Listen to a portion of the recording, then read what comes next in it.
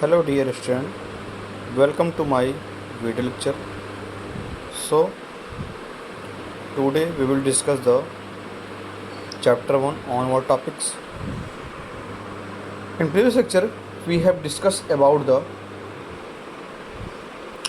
matter and its properties. Okay, तो जो student उस वीडियो को नहीं देख पाए हैं या नोट्स नहीं बना पाए हैं वो अच्छे से देख के राइट कर लेंगे. Okay, next we will discuss about the state of matter.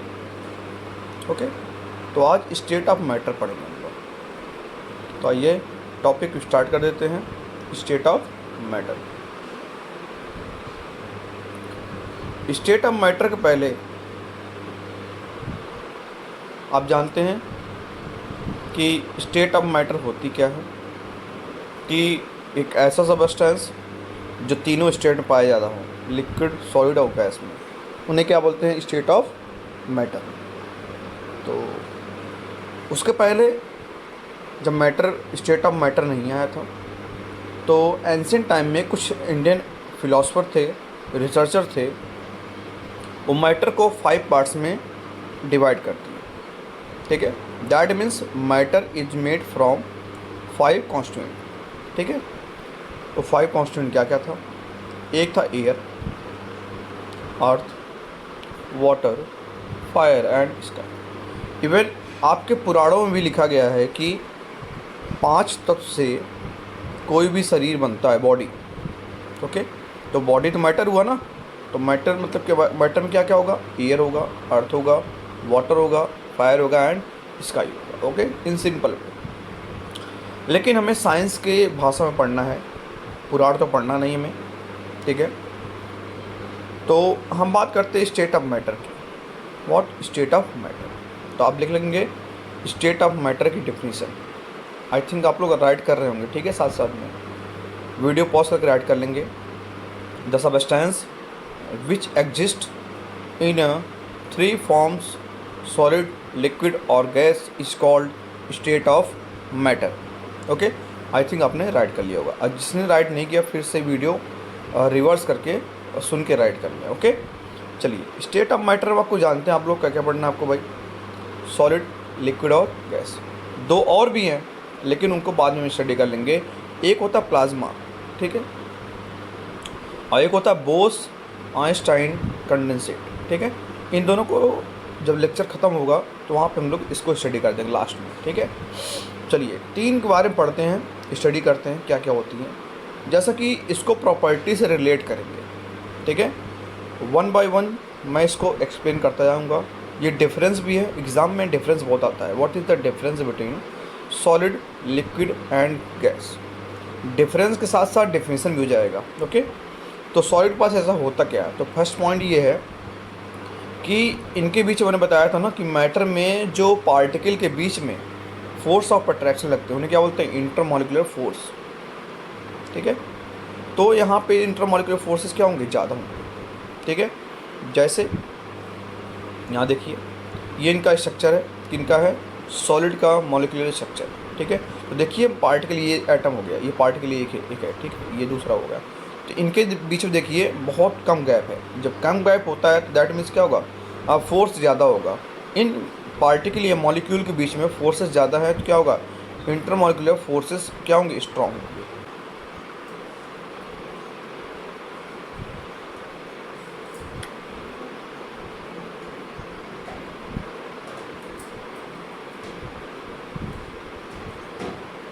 अब बात करते हैं लिक्विड की. लिक्विड में जो इंटरमॉलिक्यूलर फोर्सेस होंगे वो वीक होंगे. दैट मीन इनसे कंपैरिजन किया गया सॉलिड से. इनसे कंपैरिजन करके वीक फोर्सेस होते हैं. वीक फोर्स क्यों होते हैं? क्योंकि इसमें क्या होता है? स्पेस बहुत ज़्यादा होता है. स्पेस जब ज़्यादा होगा तो मॉलिक्यूल क्या होंगे? पास पास, दूर दूर होंगे. जब दूर दूर होंगे थोड़ा, दैट मीन्स क्या होगा? यहाँ पे जो फोर्सेज होंगी बहुत कम हो जाएंगी. ठीक है, वीक हो जाएंगी. तो आप इसे कोरिलेट कर सकते हैं. जबकि गैसेस में क्या होगा? बहुत कम होगा जो इंटरमॉलिक्यूलर फोर्सेस. ठीक है, तो 3 पार्ट आपको 1 बाय 1 डिफरेंस मिल गया. सॉलिड में ज़्यादा होंगे फोर्स और लिक्विड में इनसे कम होंगे. गैस में सबसे कम होते हैं. ठीक है, तो ध्यान रखिएगा, ये बहुत इंपॉर्टेंट है. ये इसके बाद साथ साथ में हम लोग स्पेस देख लेते हैं। मैंने बताया था कि मैटर में अगर दो पार्टिकल के बीच का स्पेस है उन्हें क्या बोलते हैं, इंटरमॉलिक्यूलर स्पेस या इंटर पार्टिकल स्पेस। तो मॉलिक्यूल की बात हो रही है, तो यहाँ पे जब सॉलिड में देखा था आपने कि बहुत पास पास थे, ठीक है। अभी स्ट्रक्चर से समझा दूंगा दोनों चीज़ें, स्पेस भी और फोर्सेस भी। फोर्सेस समझ गए होंगे, स्पेस समझा दूंगा, स्पेस आपको देखने सक जाएगा। सॉलिड क्या होता है, कॉम्पैक्ट होते हैं। जब कॉम्पैक्ट होंगे तो स्पेस क्या होगा, बहुत कम हो जाएगा, ठीक है। यहाँ पे क्या होगा, इनके कंपेरिजन में थोड़ा ज़्यादा होता है, यहाँ क्या होगा, बहुत ज़्यादा होता है, ठीक है। तो देखिए मैं यहाँ पे आपको फिगर से समझा रहा हूँ सॉलिड और लिक्विड और गैस का मॉलिक्यूलर स्ट्रक्चर, ठीक है। देख लीजिए, यहाँ समझ में आ जाएगा आपको। यहाँ देखिए स्पेस बहुत कम है, तो वही बोला स्पेस यहाँ क्या होता है, बहुत कम होता है सॉलिड में, ठीक है। स्पेस की बात हो रही है। यहाँ पे क्या होता है, इससे थोड़ा ज़्यादा होता है। यहाँ क्या होता है, इस बहुत ज़्यादा होता है, ठीक है। लेकिन यही फोर्स की बात करें तो फोर्स क्या होता है भाई, फोर्स बहुत ज़्यादा होता है इसमें, फोर्स की, ठीक है। और इसमें क्या होता है, थोड़ा कम होता है इनके। और इसमें क्या होता है, बहुत कम हो जाता है, क्योंकि पार्टिकल दूर दूर होते हैं ना। तो यहाँ पे फोर्स क्या हुआ, इंटरमॉलिक्यूलर फोर्स इन्वर्सली हुआ किसके, स्पेस के। कौन सा स्पेस, आपका इंटरमॉलिक्यूलर स्पेस के इन्वर्सली प्रोपोर्शनल हुआ। अगर ये ज़्यादा तो ये कम, ये कम तो ये ज़्यादा, ठीक है। ये ज़्यादा तो ये कम, ये कम तो ये ज़्यादा, ठीक है। इन्वर्सली होते हैं। आई थिंक आप लोग इसको समझ गए होंगे, ठीक है। चलिए नेक्स्ट डिफरेंस देखते हैं अच्छे से।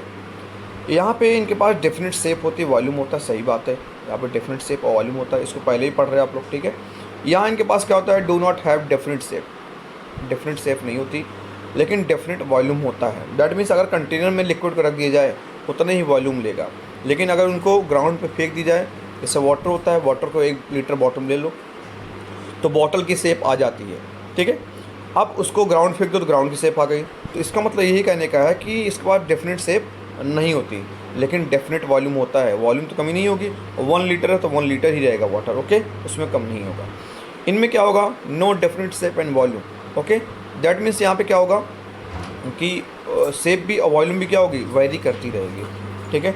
डेंसिटी ज़्यादा होती है। डेंसिटी क्या होती है, डेंसिटी होती है, आप लोग इससे राइट कर देंगे, डेंसिटी को रो से या डी से डिनोट करते हैं। डेंसिटी होती है mass divide by volume. That means यहाँ पे कि मास कितना ऑक्यूपाई किया गया है इस वॉल्यूम में, ठीक है, इतने वॉल्यूम में। वॉल्यूम क्या होता है भाई, मीटर क्यूब होता है, लेंथ, ब्रेड्थ और हाइट होती है, ठीक है। तो आई थिंक समझ गए होंगे। तो डेंसिटी क्या होती है इनकी, बहुत ज़्यादा होती है, बहुत ज़्यादा होती है, ठीक है, सॉलिड की। और कॉम्पैक्ट होते हैं, कॉम्पैक्ट होने के साथ साथ इनकी डेंसिटी तो ज़्यादा होगी ही। लिक्विड में क्या होगा, डेंसिटी बहुत लो होती है एज़ कम्पेयर टू सॉलिड, ठीक है, क्योंकि यहाँ पे मास जो होता है कम ऑक्यूपाई करता है एज़ कम्पेयर टू वॉल्यूम, ठीक है। गैस में क्या होता है, यहाँ पे गैस में डेंसिटी बहुत कम होती है इन दोनों के कंपैरिजन में, जिससे सॉलिड और लिक्विड कंपैरिजन बहुत ज़्यादा कम हो जाती है, ठीक है। ये एरो जो नीचे लगा रहा हूँ ये इनका लेस का साइन है, ओके। अब यहाँ बात करते हैं कि इनमें और क्या होता है। तो solid can not be compressed, solid को कंप्रेस नहीं कर सकते। कंप्रेस कैसे करेंगे भाई, जब ये आपका कॉम्पैक्ट होगा तो कंप्रेस कर पाओगे, कंप्रेस करोगे तो यहाँ पे कोई चेंज नहीं आएगा, वो ऐसे रहेगा ना, अपनी जो शेप होगा वो ऐसे मेंटेन किए रहेगा, उनके वॉल्यूम में कोई चेंज नहीं होगा, ठीक है।